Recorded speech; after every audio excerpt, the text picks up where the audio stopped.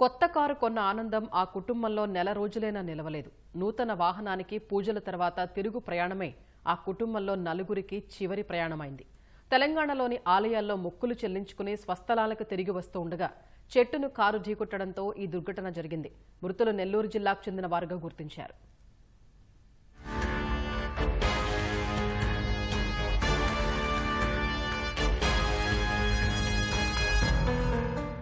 పల్నాడు జిల్లాలో తెల్లవారుజామున జరిగిన రోడ్డు ప్రమాదంలో నలుగురు వ్యక్తులు అక్కడికక్కడే మృతి చెందారు. పిడుగురాళ్ల మండలం బ్రాహ్మణపల్లి సమీపంలో అద్దంకి నార్కెట్పల్లి రహదారిపై ఈ దుర్ఘటన చోటు చేసుకుంది. ప్రమాద సమయంలో కారులో మొత్తం 8 మంది ఉన్నారు. తుళ్లూరు సురేష్, వనిత, యోగులు, వెంకటేశ్వర్లు ఘటనా స్థలిలోనే ప్రాణాలు విడిచారు.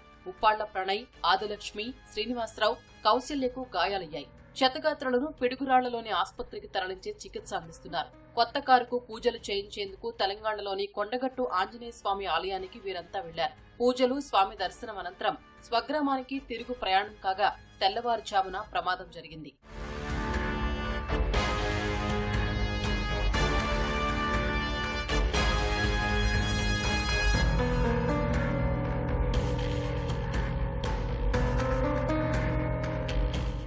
డ్రైవర్ నిద్రమత్తు అతివేగంతో చెట్టును ఢీకొట్టడం వల్లే ప్రమాదం జరిగిందని పల్నాడు జిల్లా ఎస్పీ శ్రీనివాసరావు తెలిపారు. ఘటనా స్థలాన్ని ఆయన పరిశీలించారు. ప్రమాదంపై సమగ్ర విచారణ చేస్తున్నట్లు చెప్పారు.